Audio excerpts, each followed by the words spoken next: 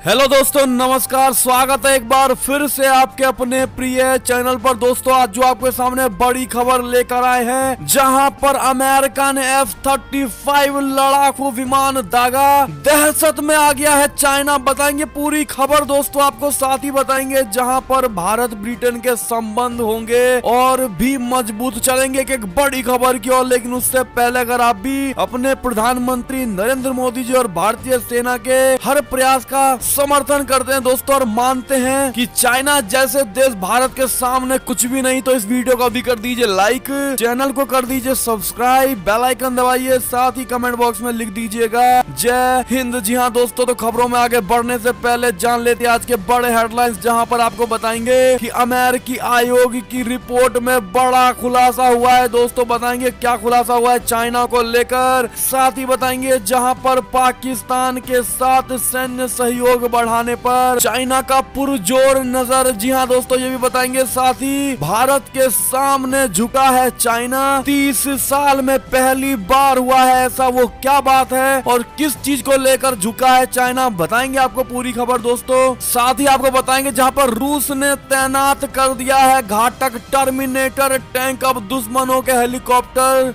जहाजों का बनेगा काल। जी हाँ दोस्तों, साथ ही आपको बताएंगे जहां इस महीने से आपके खाते में आ जाएगी मोदी सरकार की तरफ से 2000 रुपए। कैसे आप लिस्ट चेक कर पाएंगे दोस्तों, हर तरह की खबरें आपको बताएंगे, तो बने रहिएगा वीडियो के अंत तक। और अंत में इस वीडियो को हमेशा की तरह अपने भाई बंधुओं में व्हाट्सएप, फेसबुक, ट्विटर के जरिए पूरे भारत में शेयर करना बिल्कुल मत भूलिएगा दोस्तों। तो अब चलते हैं पहली और एक्सक्लूसिव बड़ी खबर की ओर, जहां अमेरिका ने F-35A लड़ाकू विमान से दागा परमाणु बम। दहशत में आया है चाइना। बता दें आपको, अमेरिका ने अपने शील्ड तकनीकी वाले लड़ाकू विमान F-35A से परमाणु बम दागने का अभ्यास किया है। यूनाइटेड स्टेट्स एयर फोर्स यानी USAF ने अपने लड़ाकू विमान से B-61-12 परमाणु बम गिराने का एक वीडियो जारी किया है। इसी के बाद से अमेरिका का दुश्मन नंबर 1 चाइना दहशत में है दोस्तों। चाइना सेना की आधिकारिक वेबसाइट इंग्लिश चाइना mill.com.cn पर जारी एक लेख में ड्रैगन ने इस परीक्षण को लेकर गंभीर चिंता जताई है। जी हाँ दोस्तों, बड़ी खबर। साथ ही चीनी सेना ने इस लेख में कहा है कि इस परीक्षण के बाद से अमेरिका के पास परमाणु हमला करने की ताकत और बढ़ जाएगी। अमेरिकी सेना इन दिनों छोटे छोटे परमाणु बमों को विकसित कर रही है जो सटीक निशाना लगाने में माहिर है। इससे अमेरिकी सेना के समुद्र, हवा या जमीन पर प्रभावी तरीके से दुश्मन के खिलाफ कार्यवाही करने की ताकत मिल जाएगी। F-36A लड़ाकू विमान जल्दी से किसी रडार की पकड़ में भी नहीं आता है। इससे अमेरिका की अत्याधुनिक युद्ध क्षमता और उन्नत वायु रक्षा प्रणालियों के खिलाफ घुसपैठ और आसान हो जाएगी। ऐसे में दोस्तों ये बड़ी खबर थी। और ऐसे में आप में से कितने ऐसे लोगों को ये लगता है कि अमेरिका को एक बार चाइना पर हमला कर ही देना चाहिए और चाइना को भी उसका लेवल पता चल जाए दोस्तों, तो कमेंट करके जरूर बताइएगा। एक और खबर की माने तो भारत ब्रिटेन के संबंध होंगे और भी मजबूत। प्रधानमंत्री मोदी ने गणतंत्र दिवस के लिए यूके के PM बोरिस जॉनसन को दिया है न्योता। जी हाँ दोस्तों, आपको बता दें ब्रिटेन के प्रधानमंत्री बोरिस जॉनसन अगले साल के गणतंत्र दिवस पर चीफ गेस्ट बन सकते हैं। प्रधानमंत्री नरेंद्र मोदी ने 27 नवंबर को जॉनसन से फोन पर बातचीत करके उन्हें यह न्योता दिया है। पूरे मामले से जानकार लोगों ने मीडिया को बताया कि ब्रिटेन के PM जॉनसन ने अपनी ओर से अगले साल के G7 समिट के लिए प्रधानमंत्री मोदी को न्योता दिया है। गणतंत्र दिवस के मौके पर पिछली बार यानी साल 1993 में कोई ब्रिटेन का प्रधानमंत्री भारत आया था। उस समय जॉन मेजर गणतंत्र दिवस पर चीफ गेस्ट बने थे। हालांकि नई दिल्ली इस मुद्दे पर कड़ा रुख अख्तियार कर रही है, लेकिन राजनयिकों को लगता है कि प्रधानमंत्री मोदी की ओर से ये एक अच्छी तरह से सोची समझी रणनीति है। अपने 27 नवंबर के ट्वीट में PM मोदी ने कहा था कि उन्होंने अगले दशक में भारत ब्रिटेन संबंधों के महत्वाकांक्षी रोड मैप को लेकर दोस्त और ब्रिटेन के प्रधानमंत्री बोरिस जॉनसन के साथ एक अच्छी बातचीत की है। जी हाँ दोस्तों, अब ऐसे में कयास ये लगाए जा रहे हैं कि 26 जनवरी 2021 में बोरिस जॉनसन भी परेड में गेस्ट होने वाले हैं दोस्तों। ऐसे में आपकी क्या राय है, क्या आप उनका वेलकम करना चाहेंगे दोस्तों भारत में, हाँ या ना, जरूर बताइएगा। एक और खबर की ओर चलें तो अमेरिकी आयोग की रिपोर्ट में चाइना को लेकर बड़ा खुलासा दोस्तों। चाइना सरकार ने बनाई थी गलवान घाटी की योजना। बता दें अमेरिका के एक महत्वपूर्ण आयोग ने अपनी रिपोर्ट में भारत चाइना के बीच एलएसी पर गलवान घटना को लेकर बड़ा खुलासा किया है। रिपोर्ट में कहा गया है कि कुछ तथ्यों के मुताबिक चाइना सरकार ने गलवान घटना की योजना बनाई थी जिसमें जवानों की जान गंवाने की भी आशंका थी। अमेरिका चाइना आर्थिक सुरक्षा समीक्षा आयोग की रिपोर्ट में ये बड़ा खुलासा हुआ है और ये रिपोर्ट अमेरिकी संसद के लिए तैयार की गई है। आयोग की रिपोर्ट में बताया गया है कि घटना से कुछ हफ्ते पहले चीनी रक्षा मंत्री ने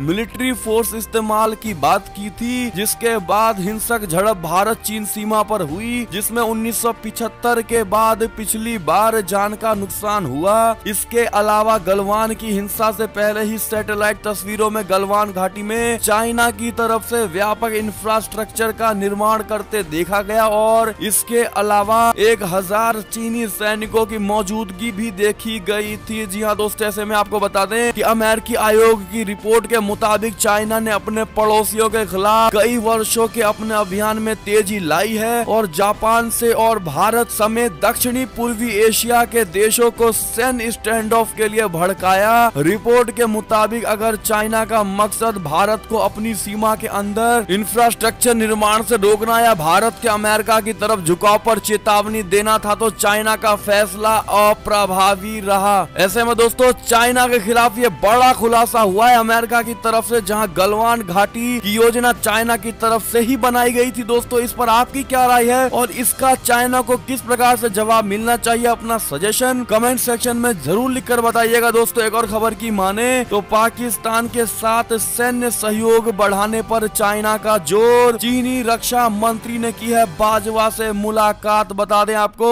चाइना के रक्षा मंत्री जनरल वेई फेंगी ने पाकिस्तान के साथ सैन्य सहयोग बढ़ाने पर जोर दिया है। उन्होंने मंगलवार को कहा कि जोखिम और चुनौतियों का मिलकर सामना करने के लिए दोनों देशों के बीच सैन्य सहयोग उच्चतर स्तर का होना चाहिए। बता दें कि वेई ने सोमवार को इस्लामाबाद में पाकिस्तानी सेना अध्यक्ष कमर जावेद बाजवा से मुलाकात की और रक्षा सहयोग मजबूत करने के लिए एक समझौते पर दस्तखत भी किए। जी हाँ दोस्तों, ऐसे में जिस प्रकार से चीनी रक्षा मंत्री नेपाल के बाद पाकिस्तान जाते हैं दोस्तों, इसको भारत के साथ जोड़ा जाता हुआ नजर आ रहा है और ऐसे में ये साफ जाहिर हो रहा है कि भारत के खिलाफ चाइना की प्लानिंग कितनी तेजी से हो रही है दोस्तों और चाइना कितना फास्ट भारत को घेरने की कोशिश करेगा। इसको लेकर आपकी क्या राय है दोस्तों और ऐसे में भारत को क्या कदम उठाना चाहिए, अपनी राय अवश्य ही दीजिएगा। एक और खबर की माने तो भारत के सामने झुका चाइना। बीजिंग ने 30 साल में पहली बार नई दिल्ली से खरीदा है चावल। जी हाँ दोस्तों, लद्दाख सीमा पर टकराव के बाद भारत ने चाइना के खिलाफ एक के बाद एक सख्त कदम उठाने शुरू कर दिए हैं। केंद्र की मोदी सरकार ने जहां एक तरफ बीजिंग से कई समझौते खत्म कर दिए तो दूसरी तरफ सैकड़ों मोबाइल एप्लीकेशन पर बैन लगाकर तगड़ा आर्थिक नुकसान पहुंचाया है। तो वहीं भारतीय कारोबारियों ने भी फेस्टिव सीजन में चाइना को 40,000 करोड़ रुपए से ज्यादा का झटका दिया है। इस सब के बीच दुनिया के सबसे बड़े चावल आयातक चाइना को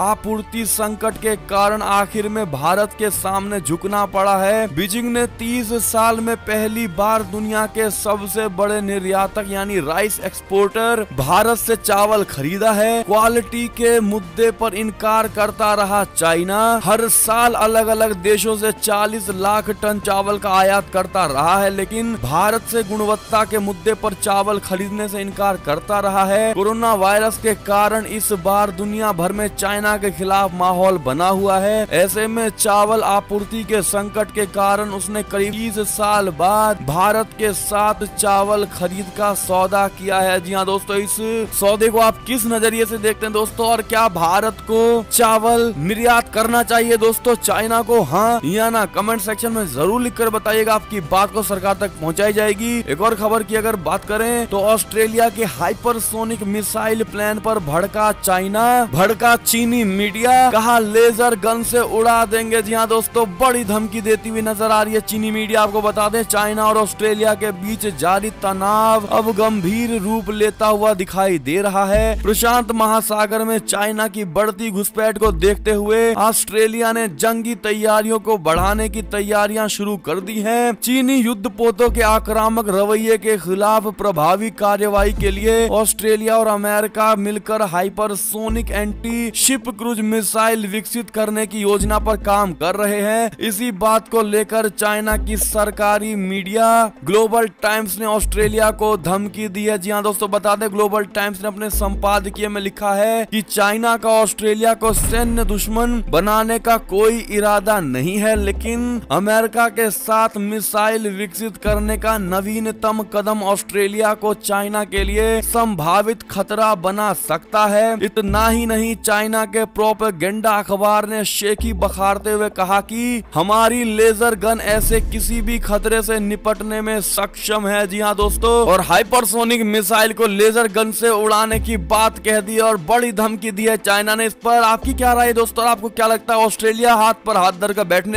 जाएगा दोस्तों, या फिर मुकुल जवाब देगा? इसकी बात का कमेंट करके जरूर बताइएगा। एक और खबर की अगर माने तो चाइना की पन बिजली परियोजना के जवाब में भारत अरुणाचल प्रदेश में बहुउद्देश्य जलाशय का करेगा निर्माण। बता दे, तिब्बत में ब्रह्मपुत्र नदी पर चाइना द्वारा बड़ी पन बिजली परियोजना निर्माण को लेकर चिंताओं के बीच भारत की अरुणाचल प्रदेश में एक बहुउद्देश्यीय जलाशय का निर्माण पर विचार कर रहा है। जल शक्ति मंत्रालय के एक वरिष्ठ अधिकारी ने मंगलवार को इस बारे में बताया। जल शक्ति मंत्रालय में आयुक्त यानी ब्रह्मपुत्र बराक टीएस मेहरा ने कहा कि बहुउद्देशीय 1000 मेगावाट की पन बिजली परियोजना पर विचार चल रहा है। उन्होंने कहा, यह परियोजना चाइना द्वारा जल विद्युत परियोजना के प्रभाव को संतुलित करने में मदद करेगी। जी हाँ दोस्तों, ऐसे में आपकी क्या राय है जरूर बताइएगा। एक और खबर की माने तो रूस ने तैनात किया घातक टर्मिनेटर टैंक,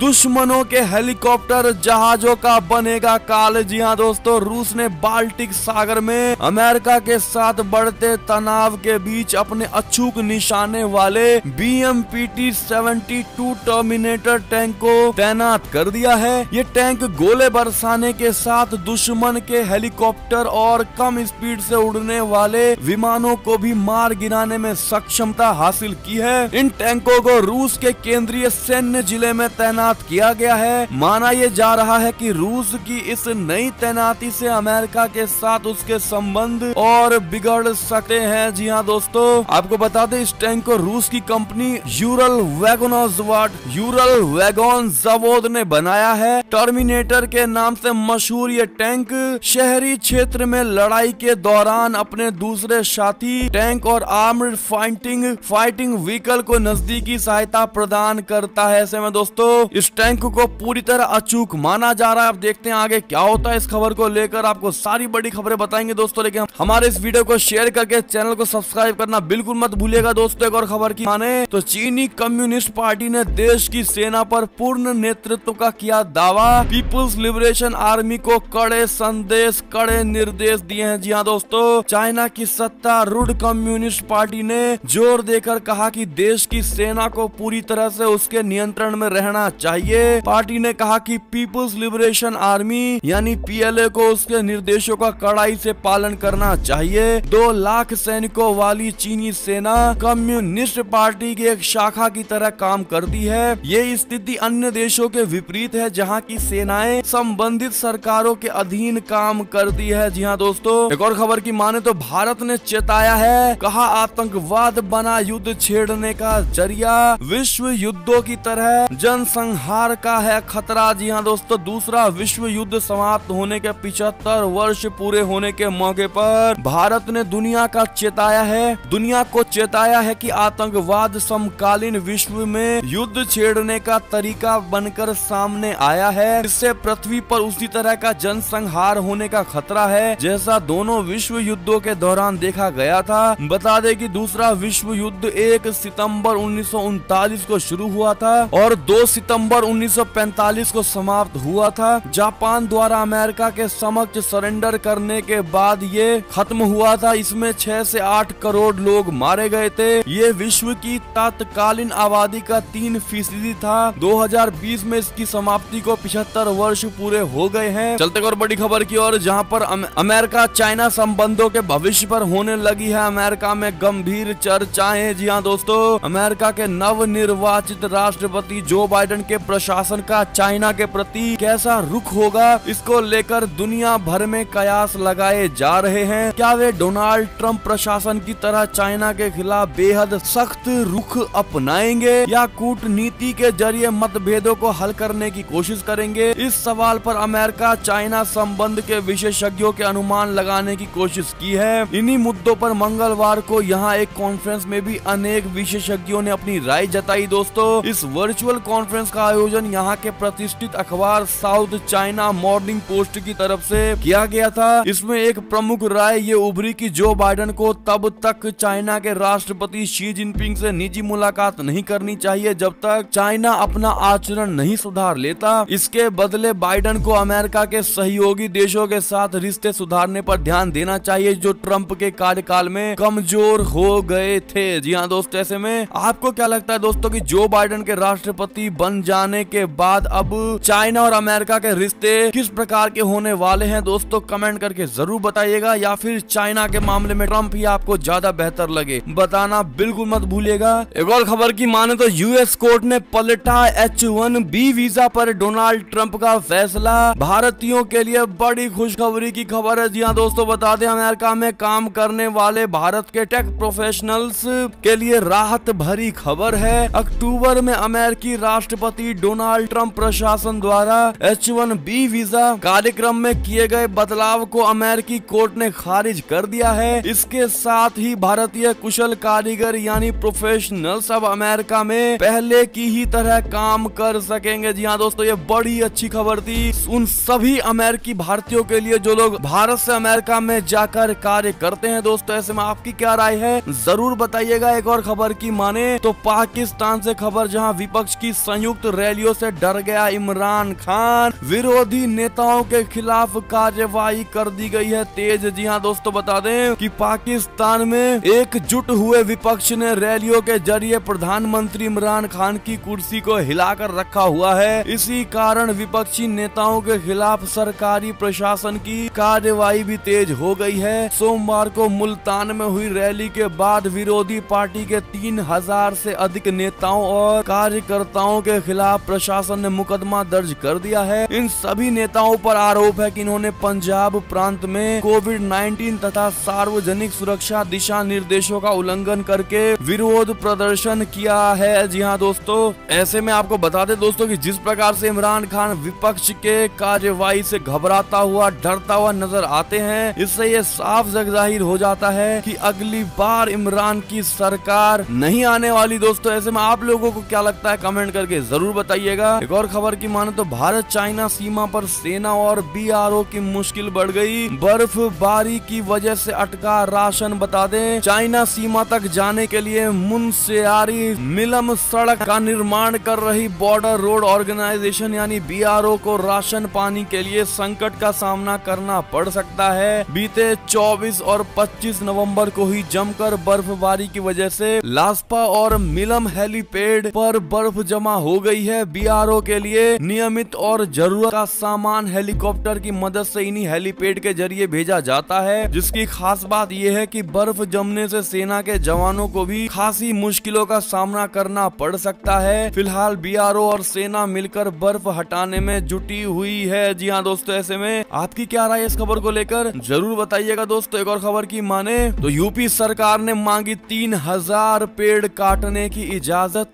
तो सुप्रीम कोर्ट ने बोला क्या सड़कें टेढ़ी मेढ़ी नहीं रखी जा सकती। आपको बता दें दोस्तों कि उत्तर प्रदेश के मथुरा में कृष्ण गोवर्धन रोड प्रोजेक्ट पर सुप्रीम कोर्ट ने सवाल उठा दिया है। सुप्रीम कोर्ट ने कहा है कि सड़क बनाने के समय पेड़ क्यों काटा जाए। अदालत ने सुझाया कि पेड़ों को काटने के बजाय बेहतर तो ये होगा कि सड़कों को टेढ़ा मेढ़ा रखा जाए। यूपी सरकार की उस याचिका पर सुनवाई के दौरान सुप्रीम कोर्ट के चीफ जस्टिस ने सुझाव दिया कि जिसमें यूपी सरकार ने मथुरा में कृष्णा गोवर्धन सड़क परियोजना के लिए 2940 पेड़ों की कटाई की इजाजत मांगी थी। सुप्रीम कोर्ट ने यूपी सरकार से कहा है कि वो पता लगाए कि सड़क बनाने के लिए कितने पेड़ काटने की योजना है। साथ ही सुप्रीम कोर्ट ने TDZ इलाके में लेदर पार्क बनाने की राज्य सरकार की योजना पर कोर्ट सलाहकार और याचिकाकर्ता से रिपोर्ट मांगा है। ऐसे में दोस्तों रोड बनाने के लिए पेड़ काटना आपको क्या लगता है दोस्तों? ऐसे में क्या आपको नहीं लगता कि पेड़ तभी काटने चाहिए जब हद से हद रोड के बीच में आ रहा हो चीजें? आपका क्या मानना है इसमें कमेंट करके जरूर बताइएगा। एक और खबर की माने तो नेपाल में राजशाही लागू करने की उठ गई है मांग। PM ओली से नाराज है नेपाल के लोग। जी हाँ दोस्तों, नेपाल के प्रधानमंत्री KP शर्मा ओली की चाइना परस्त नीतियों से जनता इतनी आजीज आ गई है कि फिर से राजशाही व्यवस्था लागू करने की मांग कर रही है। नेपाल के लोग राजशाही में सीमित अधिकारों में जीने को तैयार हैं। जी हाँ दोस्तों, ऐसे में एक और खबर की माने तो आप सब लोगों के लिए बड़ी खुशखबरी दोस्तों, जहां आ गई कोरोना की वैक्सीन। फाइजर बायोनटेक के टीके को मंजूरी देने वाला पहला देश बन गया है ब्रिटेन। अगले सप्ताह से इसका टीकाकरण ब्रिटेन में शुरू हो जाएगा दोस्तों, और भारत में जैसी कोई टीका आता है हम आपको सबसे पहले बताएंगे, इसलिए हमारे चैनल को सब्सक्राइब करके शेयर जरूर कर दीजिएगा। एक और खबर की माने तो CM योगी की 2 टूक कहा यूपी में बनेगी नई फिल्म सिटी, किसी का निवेश नहीं छीन रहे हैं हम लोग। जी हाँ दोस्तों, साथ ही आपको बता दें जहाँ CM योगी ने उद्योगपतियों से भी मुलाकात की और कहा है कि उत्तर प्रदेश में आप लोग निवेश करें, हम देंगे आप लोगों को सुरक्षा और सम्मान। जी हाँ दोस्तों, उत्तर प्रदेश के मुख्यमंत्री योगी आदित्यनाथ ने बुधवार को मुंबई में देश के चुनिंदा उद्योगपतियों से मुलाकात की है। उन्होंने कहा कि असीमित संभावनाओं वाले उत्तर प्रदेश में आप सबका स्वागत है, हम आपको सुरक्षा, सम्मान और माहौल देंगे। आने वाले कुछ ही वर्षों में उत्तर प्रदेश बुनियादी सुविधाओं के लिहाज से वैश्विक स्तर पर टक्कर लेगा। हमारी आबादी हमारा संसाधन है और आपके लिए बाजार भी है। टूरिज्म, चिकित्सा, एक जिला एक उत्पाद और MSME सेक्टर में बहुत संभावनाएं हैं। जी हाँ दोस्तों, ऐसे में आपको बता दें कि उत्तर प्रदेश अभी में सबसे ज्यादा डेवलपिंग स्टेट माना जा रहा है दोस्तों, जहां पर योगी सरकार काफी ज्यादा काम करवा रही है और बीते 1-1.5 सालों में ही योगी सरकार ने काफी ज्यादा काम करवा दिया। इसको लेकर आपकी क्या राय है दोस्तों, जरूर बताइएगा। और योगी सरकार के बारे में आपका क्या मानना है बताना बिल्कुल मत भूलिएगा। एक और खबर की माने तो इस महीने किसानों के खातों में मोदी सरकार डालेगी 2000 रुपए, ऐसे चेक करें लिस्ट में अपना नाम। जी हाँ दोस्तों, आपको बता दें कि प्रधानमंत्री नरेंद्र मोदी ने देश में किसानों की हालत में सुधार लाने के लिए किसान सम्मान निधि योजना की शुरुआत की थी, जिसकी 7वीं और चालू वित्त वर्ष की तीसरी और आखिरी किस्त का भुगतान सरकार करने जा रही है। दिसंबर 2020 के पहले हफ्ते में 11.35 करोड़ किसानों के खाते में डाले जा सकते हैं। खाते में मोदी सरकार 2000 रुपए की रकम भेजेगी। आपको बता दें कि मोदी सरकार सालाना 6000 रुपए किसानों को 3 किस्तों में देती है। जी हाँ दोस्त, ऐसे में आप लाभार्थी सूची चेक कर पाएंगे दोस्तों, जैसा कि आप स्क्रीन पर देख पा रहे होंगे। आपको जस्ट pmkisan.government.in पर जाना है और बाकी आप स्टेप्स स्क्रीन को रोक करके पढ़ सकते हैं दोस्तों, और इसी हिसाब से जाइएगा। इससे जुड़ी कोई आपको इशू आते तो आप कमेंट सेक्शन में हमसे पूछ सकते हैं दोस्तों। और ये थे अब तक की सारी बड़ी खबरें। आपको हमारी खबरें कैसी लगी? आशा करता हूँ काफी अच्छी लगी होगी। अगर जरा भी अच्छी लगी है तो इस वीडियो को अभी अपने भाई बंधुओं में व्हाट्सएप, फेसबुक